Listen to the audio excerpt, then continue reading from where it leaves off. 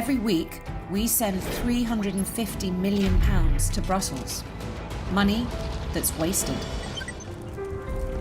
Remember all that talk about £350 million during the referendum campaign and how it would be coming back after we left the EU? Well, have you noticed that hardly anyone in government is talking about that now? So to everyone here this morning, and the millions beyond, whether leavers When or Theresa May remainers, laid out I her say, red lines for come with Brexit me at last and week's we'll Tory write conference, that brighter she talked future. about sovereignty and immigration, but pointedly said nothing about getting her money back. Newsnight has learnt that senior Whitehall officials believe the UK may have to make generous contributions to the EU even after Brexit as a way of securing preferential trading terms. One member of the Cabinet has told Newsnight that the UK is likely to have to pay quite a lot to secure access to the single market. An insider has described this as the dog that so far hasn't barked. First, they will have to contend with Vote Leave campaigners. Laws, borders, money.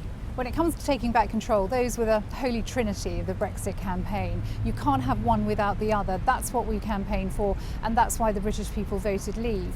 We have all the bargaining chips. There is no need for Theresa May to capitulate on this. And if she does try and capitulate on this, I think she might very well soon find herself out of a job, because that is not the Brexit that the British people voted for. And of course, it's not what even her own backbenchers and some of her cabinet team voted for.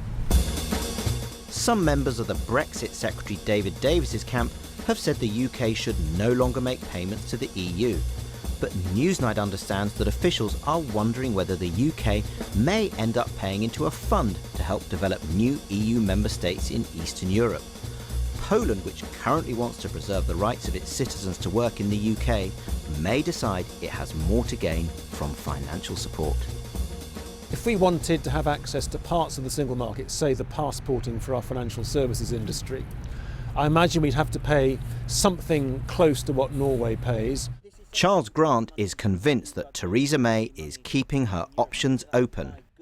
The fact that Theresa May has singled out the fact that we will not accept the European Court of Justice rulings, that we will restrict immigration, but she said nothing about budget contributions, makes me think she may well be prepared to make such contributions, not to the EU budget itself, but to a development fund for Eastern Europe that would be quasi-EU budget. £20 billion. Some Vote Leave campaigners are sanguine about financial contributions. They say they could help to avoid what has been dubbed a cliff-edge exit.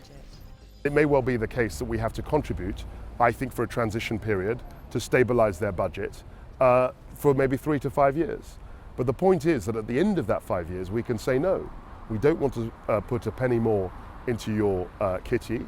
We don't want to contribute to your budget, and that choice will be with us.